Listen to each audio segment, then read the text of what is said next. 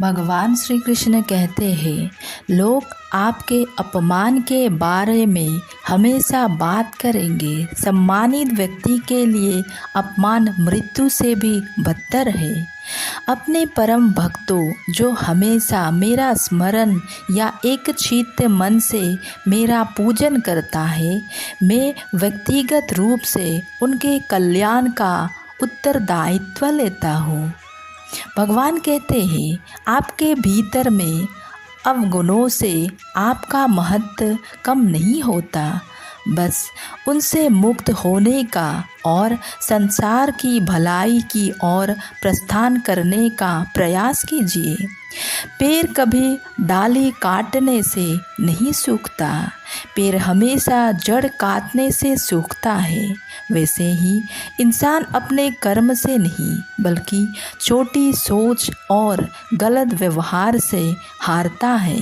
भगवान कहते हैं, सफलता पाने वाले भूत या भविष्य की चिंता किए बिना अपने वर्तमान में संसाधन कीजिए। एक बार एक व्यक्ति काम से घर लौटकर आया और पनीर हाथ में लिए अपनी पत्नी से कहा कि आज मेरी पनीर खाने की बहुत मन कर रही है और मुझे बहुत ज़ोर से भूख भी लगा है। तुम कुछ अच्छा सा पनीर की सब्जी बनाओ। उसकी पत्नी कमरे से बाहर आई और पनीर लिए कहा कि ठीक है, आप हाथ पैर धोकर तैयार हो जाइए, मैं आपके लिए बहुत ही स्वादिष्ट खाना बनाती हूँ। वो व्यक्ति फ्रेश हो गया और टीवी देखने लगा और इंतज़ार करने लगा सब्जी बनने का, ताकि वो उसे खा सके। किचन से बहुत अच्छी खुशबू आ रही थी। व्यक्ति बस यही सोच रहा था कि जल्दी से खाना बन जाए ताकि अपनी भूख मिटा सकूं। लगभग 1 घंटे के बाद खाना बनकर तैयार हो गया। स्वादिष्ट सा भोजन अब खाना लगाने ही वाला था कि उसी व्यक्ति ने अपने पत्नी से पूछा कि खाने में नींबू है क्या नहीं, क्योंकि मुझे पनीर की सब्जी में नींबू डालकर खाना है। लेकिन पत्नी ने कहा कि नींबू तो ख़त्म हो गई, आपसे कहा था लेकिन आप भूल गई। व्यक्ति ने अपनी पत्नी से कहा, रुको रुको, अभी खाना मत लगाओ, क्योंकि नींबू के बिना खाने में बिल्कुल मज़ा नहीं आएगा। तो मैं अभी गया और अभी नींबू लेकर आया। वो व्यक्ति वापस से कपड़े पहनकर तैयार हुआ और नींबू के पास वाले दुकान पर गया। जब वहाँ पर देखा तो नींबू नहीं थे। उसका दिमाग क्रोध से भर गया।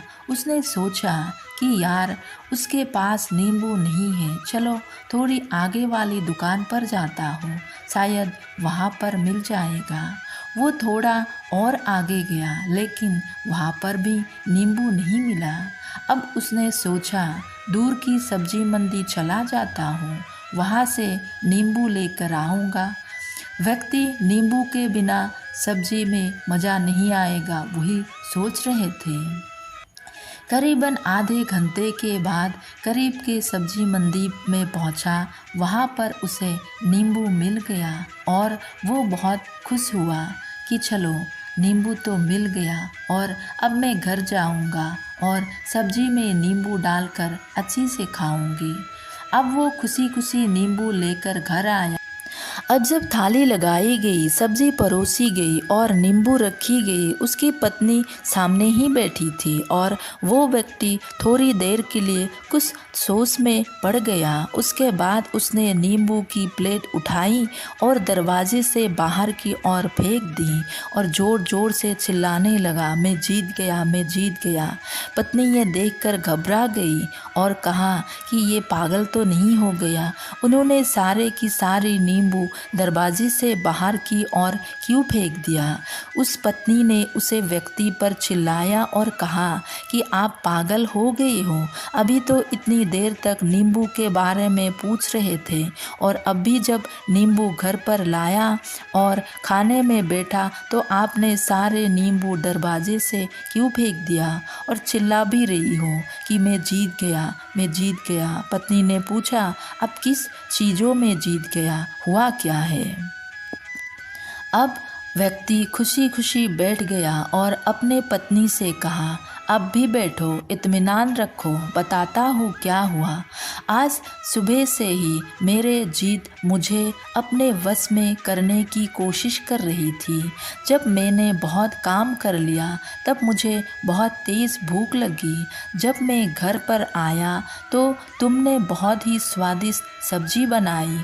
उसके खुशबू मेरी नाक में गई। फिर मेरी जीभ ने कहा कि उसे अब नींबू चाहिए। मैं पास वाली दुकान पर गई लेकिन वहाँ नींबू नहीं मिली।